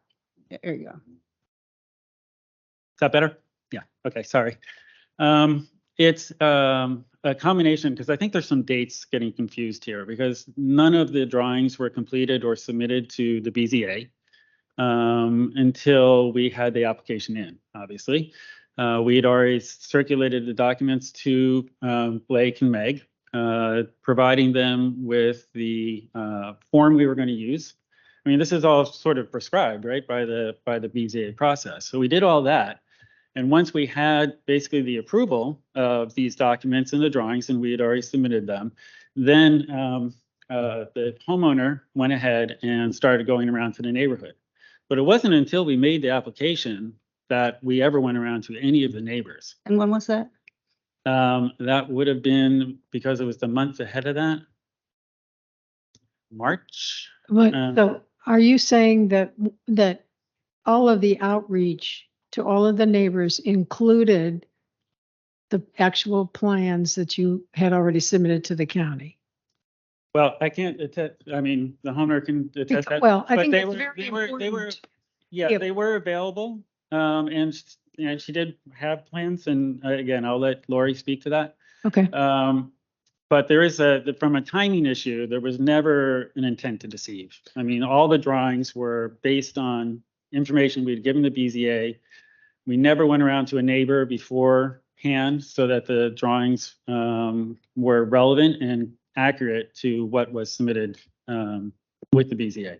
We just need to know that all the approvals from the neighbors are the same plans that we're all looking at. Yes, yeah, absolutely. There's only one plan set. I mean, there never was. I think the question is for, when you obtain the signatures, what material did you share with your neighbors? I have the plat, so every single neighbor would know the L shape of the addition. That was the first document that I would discuss with individuals, or I would send it to them when they asked. The plat. Yes, so that would show the shape of the addition. I then described to individuals that it was a basement and 2 levels. I described that we were over the 50%, 68% would be above ground. If they wanted to see any of the plans, in at least, I want to say 10 cases, but I want to be accurate. I sat down at neighbors' homes. I had a folder, and I would show them, this is the basement, this is the plan for the first floor, and took them through the plans for the property. Any questions that were asked of me, I answered. And in order to get people to even respond to me initially, it took a note a personal note, a card with a note, knocking on the door because they still didn't talk to me until I could get people face to face. And then I would make appointments, go sit in there at their dining room tables or meet with them in their living rooms and make available any documents that they wanted. There's no surreptitiousness at all. And I can't even tell you the number of hours and days that I spent trying to make sure that our neighbors would be comfortable. So thank you. I have to say, I've never had a homeowner go to the extent of neighborhood cooperation and outreach than Ms. Fischler has. I mean, to the point where she even went to the local community, the Ashland Heights community, and invited that representative over, went through the plans, went through the drawings. They cannot say yes or no that they supported it because that's not their place. But they didn't have a problem with it either.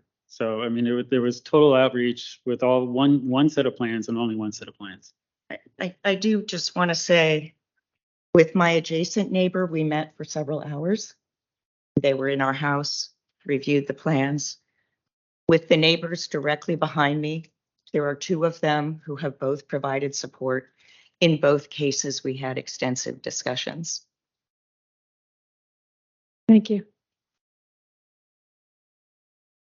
Any further discussion?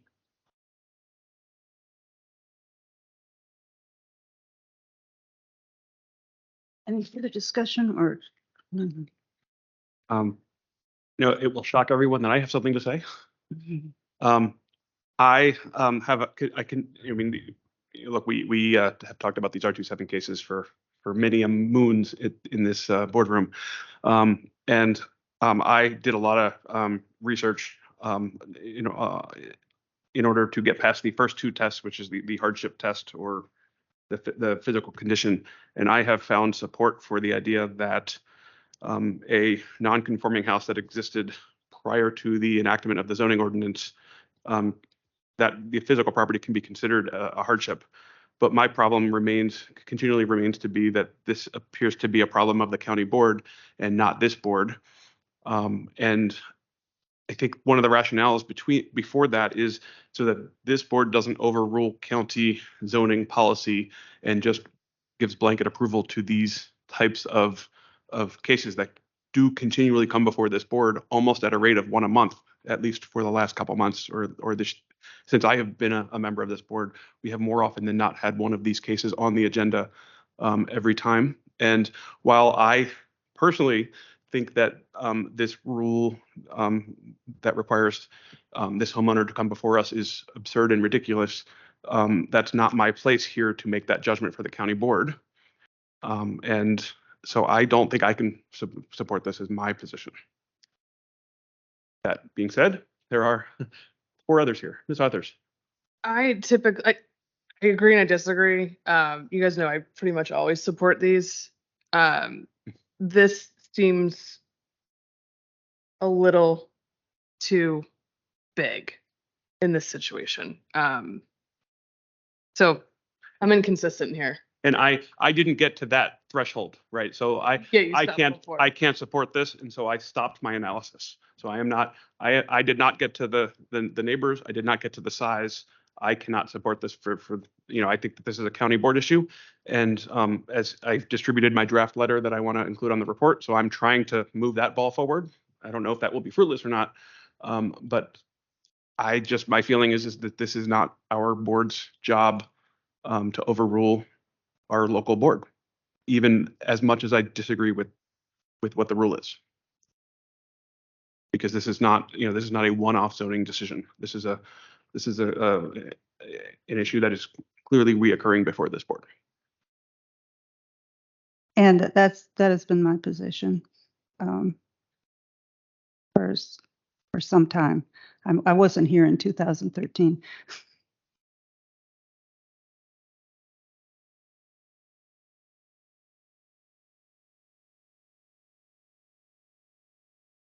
I think numbers wise, I'm not sure that it's gonna factor in if I know my colleagues. I could ask Blake or Meg, given what the chair has said, can you help us with why you have recommended this be approved? Knowing the issue we've had with our 2.7s in general and even the previous variance tonight. I mean, you know, that because the staff's recommendation is always very helpful and sometimes even persuasive. So in this case, we have at least two people who aren't persuaded. And I didn't know if there was anything additional beyond what you've written in your conclusion that might help us one way or another. I don't want to speak for Meg since Meg wrote the report and she might have additional insights. One thing I think that is a reason to support this request, and it was mentioned by Mr. Kretzinger in his remarks, is that in every other facet, setback wise and total lot coverage wise, height wise, this addition is by right. As well as Mr. Kretzinger mentioned, a substantial portion of the square footage is below grade and is not visible to neighbors. And those are factors that we felt, helped the recommendation as well. I think just to add to that too, if this had been built the size that they're requesting right now, it would have been allowed by right prior to 1950 with the ordinance coming into effect. This house was built in 1939. That's helpful. Thank you.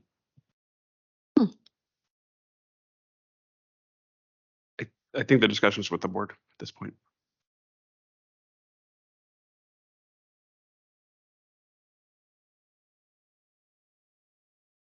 What is the board's pleasure? I'll make a motion, but I'm going to make a negative.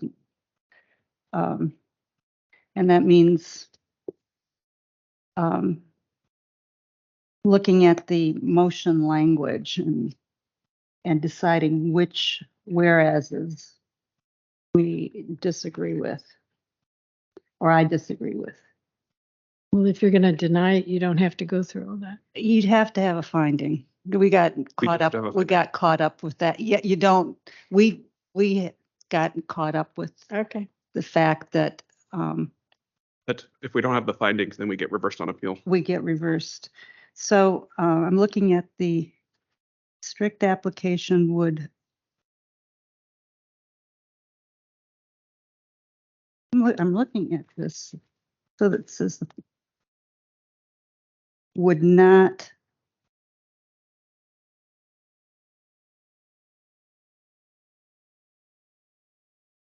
The BZA would not alleviate a hardship. If will not be detrimental. If anyone, I don't think there's a motion on the table yet. No, if anyone wanted to do the approval motion, that could be quicker if there are the votes. I don't know. Yes.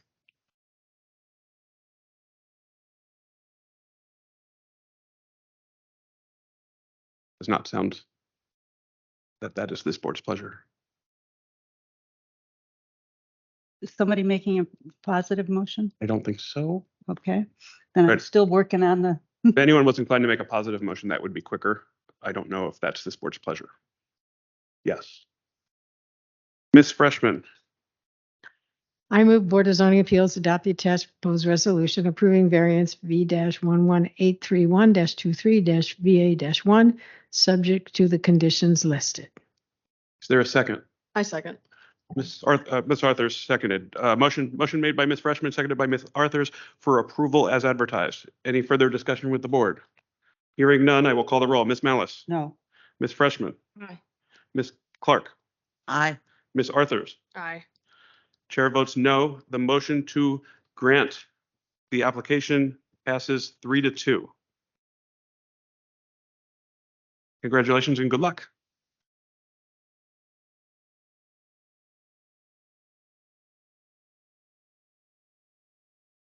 Okay, the next one we already did.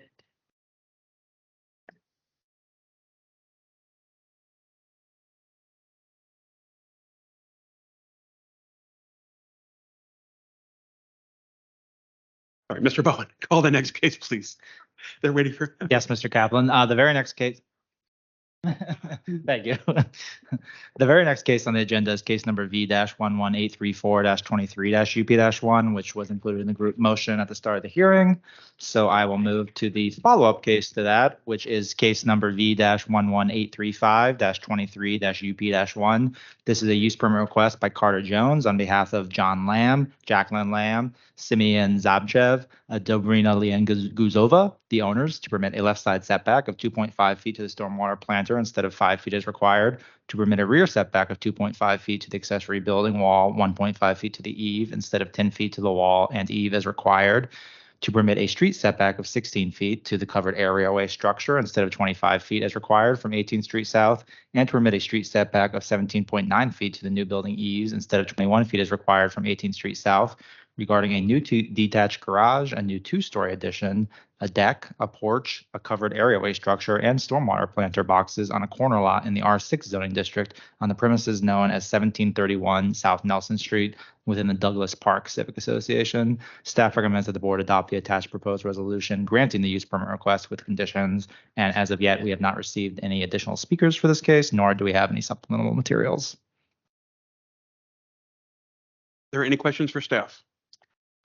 I will point out just that I have some questions on the disclosure statement, and I probably are intended for the applicant, but we've got 4 applicants. We've got signatures from 2. I'm not sure which 2, and we don't have addresses for everybody. So, well, I think take it back. I see. We got 2 applications here.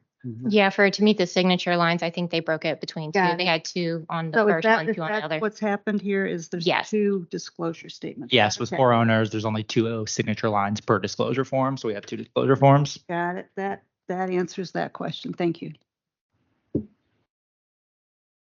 Any other questions? Mr. Bowen, the planter in this case, is that required as part of this project, or is that a optional feature? That may be a question better suited for the applicant. We do not often deal with stormwater planters, so I cannot say I'm the best person to ask that. I feel like they're on all new That's construction right. now. Right. So I think that's right, and I just wanted to, but I don't know that. Yeah, it would have been a comment triggered probably by our zoning plan review group, and the applicant may be aware of that. Okay. Mr. Chairman, can I ask staff Yes, another question? In the new building referred to is the garage. That's the new building we're talking about here. Yeah, otherwise it's a 2-story addition atop existing building walls, But- the new building. But it's a permitted street setback to the new building, and that refers to the garage. Is that right? Permitting a street setback of 16 feet to the covered areaway structure. And then I'm looking at the. It's other permit a language. street setback of 17.9 to the new building. Yes, that would be to the garage, I believe.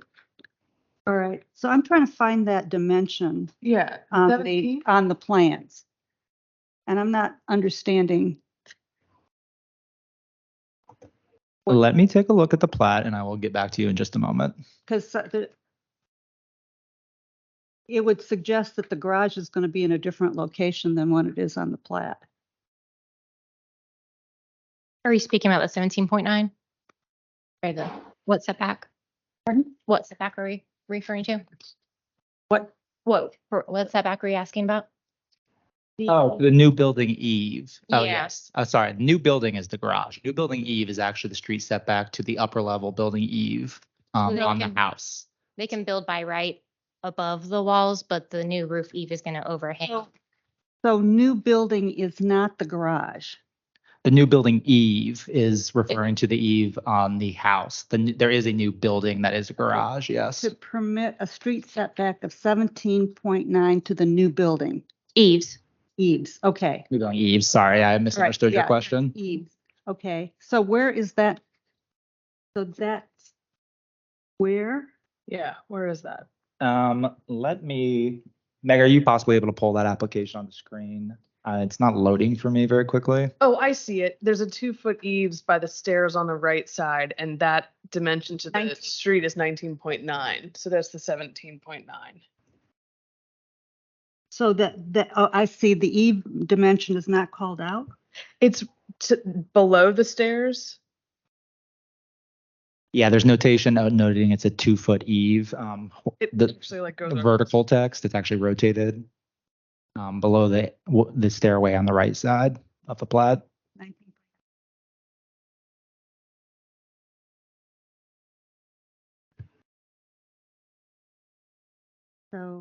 So it would permit a street setback to the new building eaves.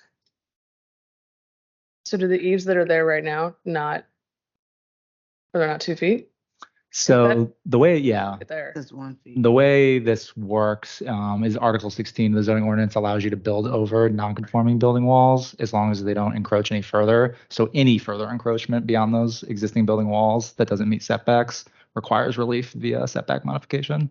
And the old plot doesn't have the Oh. eaves on them. Yeah, at least not 2-foot eaves. So the 19.9 is existing wall? Is Yep. that what we're saying? The 19.9 is the existing. Yep. The fact that Correct. we're building up and now adding eaves is what's being requested. Yes, in that location, they're adding a 2-foot eave over the existing building wall, and the eave does not meet the required street setback of 21 feet, so it requires relief via the use permit. But the structure does not require. The structure does not. No, Article 16 would allow a vertical addition straight up as long as it doesn't go any closer to the street than what's there now. So the wall being exactly flush with the walls below it allows it by right. That portion. Got it. So more questions? Is the applicant with us? I assume virtually. They are virtually.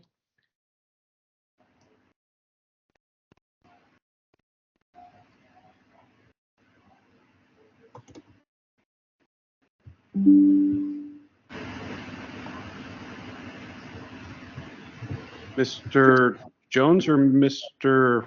There's 4 of you. Who are we talking to? This is Carter Jones. I'm the architect and agent for the homeowners.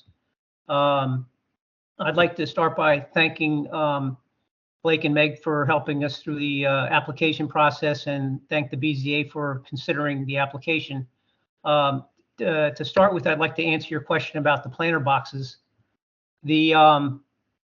If the land disturbance on a project is more than 2,500 square feet, then we have to comply with the stormwater requirements through DES. And when the civil engineer runs stormwater calculations, and frequently we have to put stormwater planters in to treat stormwater on the site instead of having it run into the storm sewers and then into the bay. Thank you. Anything additional? No, the only other, I think Blake clarified the question about the eaves. I've had other use permits over the years that we've submitted for this same reason. In Arlington, you can go straight up with a second floor addition, but you have to get the eaves approved through a use permit. So if you did a roof that had no overhangs, it looks kind of strange. And so we always have to come in and ask permission to put the overhang on the roof once we do the addition.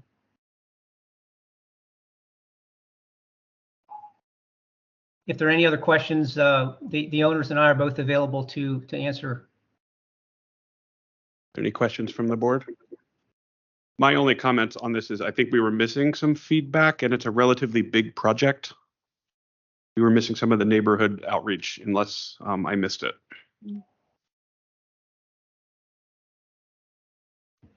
So We were hoping to see something from 3,700. 3,700 is probably the biggest one, but I would like 3,608 and 1,726, but probably not as big as 3,700. So if you or one of the applicants can speak to outreach to those, that might be helpful. Yeah, the applicants went to the neighbors to tell them about the project and to get signatures. I was not involved in that process, so perhaps they could address that. What was the address? What was the address you said you were most concerned about? 3,700, and that would be 18th 18th. Street. Cat corner across the street. I just from personal knowledge, I don't think that 3,700 probably would have signed anything. I live in the neighborhood, and I think they're not mentally able to. Thank you. Now, Mentally able. can you speak into the microphone? I don't think that they're mentally able to say anything. Just from, I live in the neighborhood and I've walked by a bunch of times. I don't know that Did they you would say have. mentally? Yes.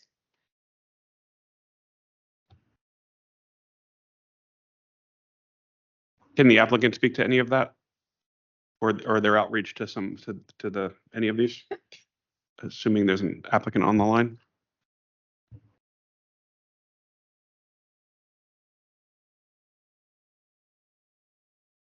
This is Carter Jones again. It was my understanding that they were on the line. I'm not sure if they're having technical difficulties, but the house that you were asking about is also a fairly large house with a larger footprint than the one that we're proposing.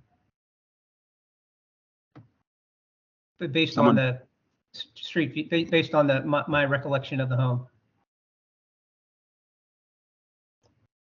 And it's somewhat screened by trees and bushes in the corner facing the home that we're submitting. Yeah, someone just turned on their camera, so someone might be ready to talk. I think you're muted, sir. Unmute yourself. Thank you. Okay, got it. Thank you. Much better. All right, got it. Okay, yeah, I'm John Lamb. I'm one of the owners of this property. Are you guys able to see the mouse movement on this? No? No. We just see a picture of your face. I wasn't expecting to go on camera, so yeah, no, we went to all the adjacent neighbors with the exception of the big one in the corner. I don't know why why we didn't approach that one. We hit the next door neighbor, we hit the one across, we hit the one to the side, we hit the one to the back. We didn't purposely try to ignore anybody. It just didn't. We just having not been through this process before, we just thought we had to, contact the adjacent neighbors, and those are what we found were adjacent. We didn't think about the one that was catty corner. That wasn't intentional. Thank you. Sure. Anything further from the board? Discussion with the board.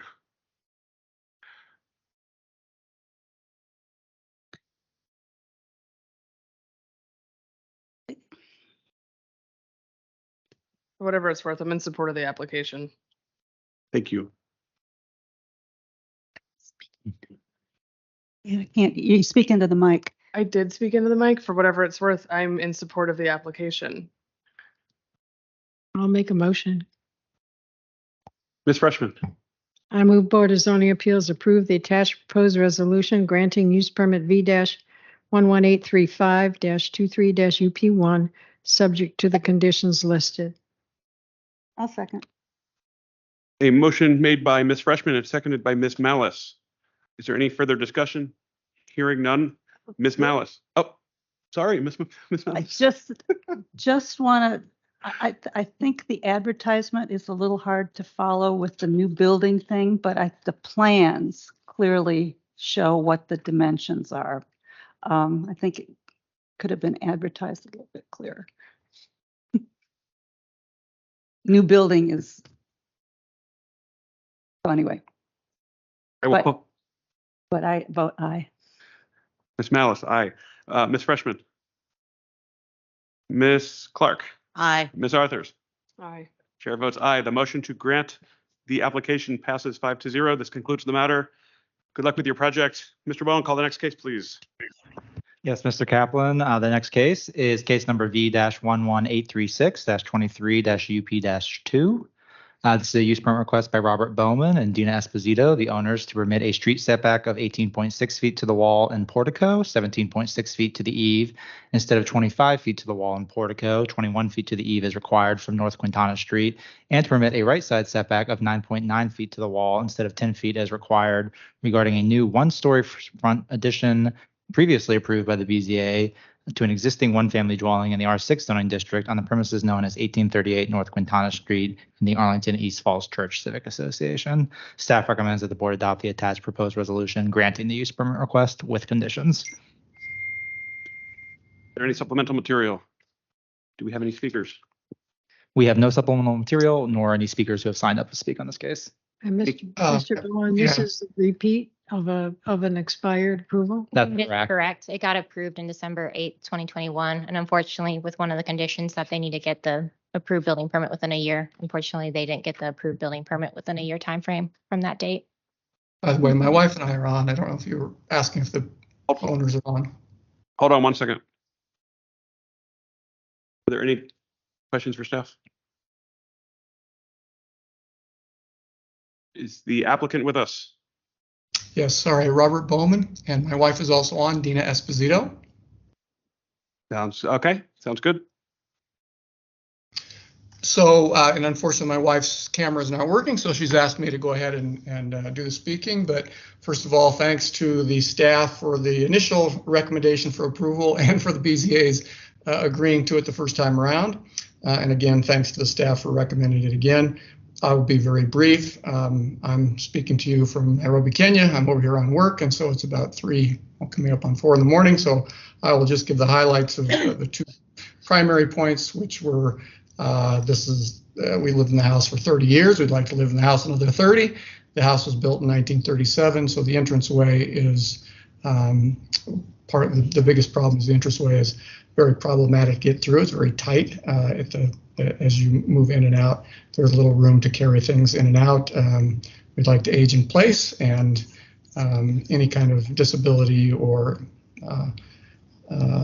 any need for anything along those lines would be very problematic to get in. So that's the primary purpose, along with expanding the entranceway allows us to also expand the adjacent bedroom, which would allow us to move from the bedroom upstairs to the ground floor.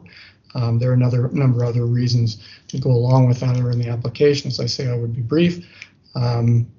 Unfortunately, last year with COVID, we had a challenging time getting the builders to get back to us and coordinate with the architect. So the architect ended up submitting the permit in January, but the permit has expired. So the architect didn't submit anything until January, and not put it all on him. It was also my mistake because I misremembered when the use permit was going to expire, which my wife is still giving me grief about, which is why we're here.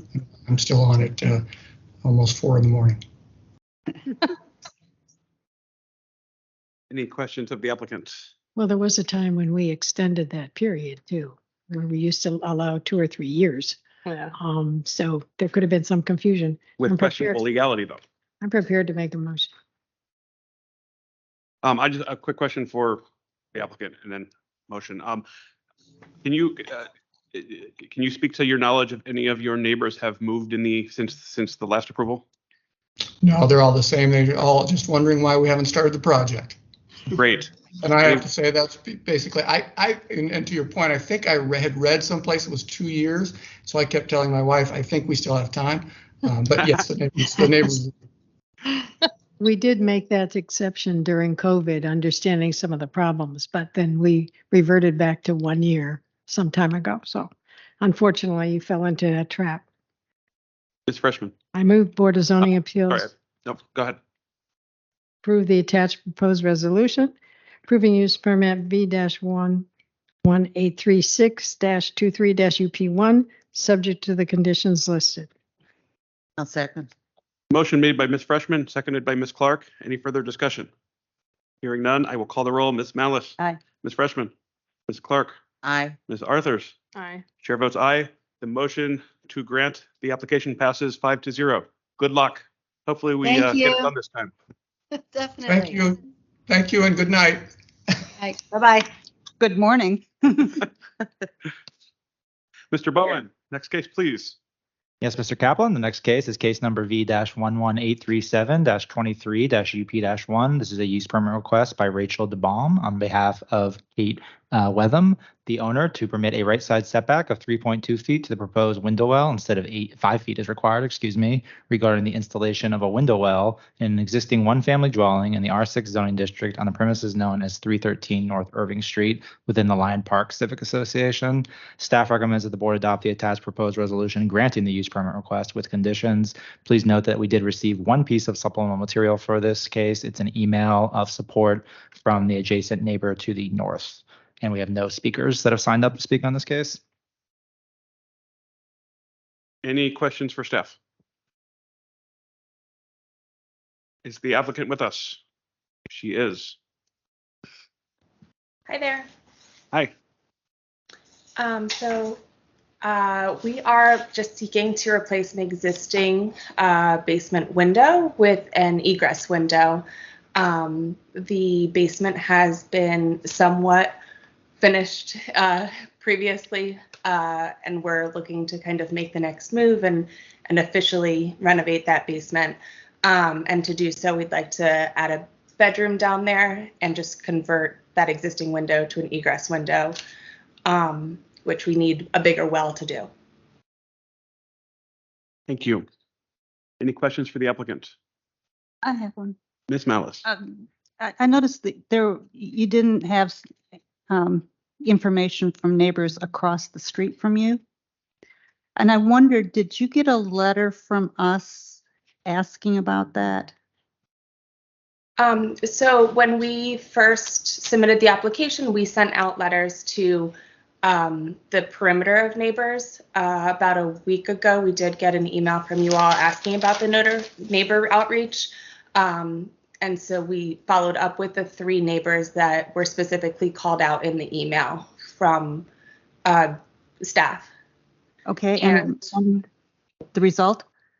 We sent certified mail to them, and they've all 3 of them replied via email. So that is the supplements that we've added over the past week. I think we got only one. We only got one of those given to us. That's why we're asking. Don't worry. Okay. No, you're fine. I have emails from 3 of the neighbors.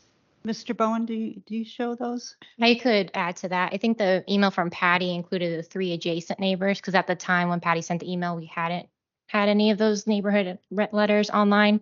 We did receive 2 of those emails and have put them with the staff packet materials that we printed out for you guys. And then that 3rd one that Patty had mentioned out is the one that we just got in the supplemental material. The only ones I saw with the address listed that Patricia sent out were the 3 adjacent neighbors. I didn't see the neighbors listed in the email across the street. We've not sent the emails across. Okay, we can follow that up. Yeah. Okay. Thank you. Discussion with the board or motions? Me again? Go ahead. Ms. Freshman. I move the Board of Zoning Appeals adopt the attached proposed resolution granting the use permit V-11837-23-UP1, subject to the conditions listed. I'll second. Motion made by Ms. Freshman and seconded by Ms. Clark. Is there any further discussion? Ms. Malice. Aye. Ms. Freshman. Ms. Clark. Aye. Ms. Arthurs. Aye. Chair votes aye. The motion to grant the application passes 5-0. Enjoy your window well. Thank you. Mr. Bowen, can you call the next case, please? Yes, Mr. Kaplan. I'll notice that the next 2 cases in the agenda in its regular order, V-11838-23-UP-1 and V-11839-23-UP-1, were both included in the group motion at the start of the hearing. So the next case on the agenda and the last case on the agenda is case number V-11840-23-VA-1, a variance request by Andrew Horowitz and Kathleen Teft, the owners, to permit a window well to an existing nonconforming multifamily residential building regarding the addition of a new window well in the RA 1426 district on the premises known as 4625 36th Street South within the Arlington Civic Association. Staff recommends that the board adopt the attached proposed resolution granting a variance request with conditions. And we do not have any additional speakers who have signed up to speak, nor do we have any supplemental materials for this case. Any questions for staff? Arlington again. Is applicant with us? Ms. Carter, I assume? No, Horowitz or Taft? Mr. Horowitz. Yes, can you hear me? Yes. Yes, I appreciate the assistance of staff in preparing the application, and I appreciate the consideration of the board. I was surprised to find out that this improvement was not required a variance because many neighbors in my neighborhood have made a similar improvement without a variance. Because my building is less than 20 feet from the next nearest building, it's non-conforming, and therefore my understanding is that any similar improvement requires a variance, whereas if the building was 20 feet apart, it would be by right.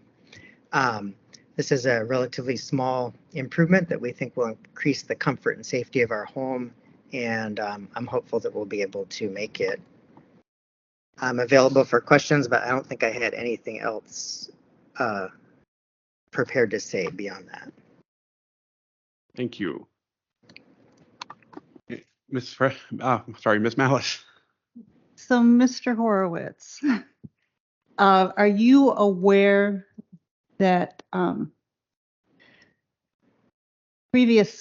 that the BZA has a difficulty with these applications because they really do not meet the standard for a variance? And so we've received a number of them, and in each case we have encouraged the applicant to complain. You know, you are correct that in the past these were done without variances. Are you aware have you spoken to other neighbors about this issue and how it's affecting you? The short answer is yes, I have spoken to other neighbors. Some neighbors are able to make this. My understanding is that some neighbors have made this improvement when the rules were different, perhaps. Other neighbors, the rule doesn't apply to them because their building is more than 20 feet from the next nearest building. And then other neighbors have gone before the BZA and gotten a variance. And when those neighbors have come, we have encouraged them to complain either through their civic association, because technically we are not, these do not meet our standard. We have been approving them, and I suspect that we're going to approve it tonight. But it's a problem that needs to be addressed with the county board. Yes, to your specific question, that specific issue is honestly kind of beyond my personal interest, and I did become aware of it only in the last couple days in speaking to a neighbor that I know who recently had a case come before the board, and so she sort of told me about the issue. That was only a couple days ago that specific issue came to my attention. From my perspective, I just want to put in the window well, and I want to do it legally and with permits and correctly, and that's my only interest before the board right now. Sir, I completely understand that you're caught in the middle of something. I will support this application tonight, but this may be the last application that I support, because I think we are now getting one a month, and there's no standard that we have that would really allow this. I may continue to be in a minority on this, but I feel it's important that the records show that there is not agreement that this is the way to go. Any other comments? I will not be supporting this application tonight, but I hope that it passes, because I want to register that these are not going to, I will not be continually supporting these things. because I think that, again, as I don't know if you were here on the R27 issue that we had on the first case, but I think this is a problem that the county board should fix and not us. And I am not sure that we can pass some of the hardship tests here like I have been able to on the R27 issue. But like I said, I am not encouraging any other board members to follow my lead because I hope that this one passes. I have a hard time penalizing unknowing applicants because somebody sent a plat to the zoning staff that was unknown to them for 70 years or 60 years. So I'm in support, and I'll keep supporting probably for longer than I want to, but I just don't think that, it's their fault that we now know that it's a problem. And yes, the board needs to do something. I'm still fully supporting that, but I just don't want to penalize my fellow community members for that error in someone's judgment in sending that plat. I don't disagree with that. I just think that if applicants don't feel that they should take action to the county board and that they can just get their blanket approval with us, then why bother with the county board? And as Ms. Malice stated, these are fairly new issues that we're working through. And like I said, my vote here is more of a protest vote to have it be not 5-0 unanimous. And maybe at some point that'll continue going down that slide, or it may not, and we don't know, and applicants don't know either. So, Mr. Chair, yes, Ms. Freshman. I just encourage Mr. Horowitz to rally all of the support you can get in Fairlington, because as the chair has just said, we are sympathetic to the kinds of improvements that are coming to us all of a sudden. But the answer is for you all to organize yourselves in a way that forces the county board to deal with it, and not for individuals like you having to come to us in hopes of finding sympathy, because that's not going to be something that is going to be inevitable. However, to that end, I'm ready to make a motion. Thank you, Ms. Freshman. I move the Board of Zoning Appeals adopt the proposed resolution approving variance V-11840-23-VA1, subject to the conditions listed. I second. A motion made by Ms. Freshman and seconded by Ms. Arthurs. Any further discussion? I will call the roll. Ms. Malice. Aye. Ms. Freshman. Ms. Clark. Aye. Ms. Arthurs. Aye. Chair votes no. The motion to grant this application passes 4-1. I think that concludes the hearing portion of this meeting. We did receive a comment in the chat that's supposed to be for technology issues. I don't know if we need to read that in the record. Do we, Blake? Yeah, I think that's a good idea. There was a comment that says, how long will it take to change the county board? Yeah, I'm just letting you know it's for technical purposes only, but it looks like For some. technical purposes only, yes. And board is not the forum for that answer. Nope. Mr. Chair, Ms. Freshman. I move approval of the minutes of the work session of March 15th, 2023, the regular meeting of April 11, 2023, and the administrative meeting of April 20, 2023. Ms. Malice. Which version of the work session minutes? Whatever they gave me. Because I had made some edits to it. I distributed for consideration. Amongst the board, I distributed some edits to the work session minutes. Okay, so I'll say the edited version of the administrative meeting. Is that acceptable? That's acceptable to me. Okay. We didn't. Does Mr. Bowen have a copy of that? He does not Okay. yet. Yeah, I'll need a copy of that long term, but not immediately. And so I did not get any feedback from fellow board members except for Ms. Clark on the edits, and so we weren't sure what motion was being made. And for the record, the edits were to the March 15th work session. Just the minutes? work session, Just the correct. work session minutes. Okay. So I'll touch base with you later. I can get that to you. Okay, thank you. Yes. Sorry, I didn't want to distribute it beyond staff until I had gotten more feedback from the board, which will happen now, I suppose. Perfectly fair. Yeah.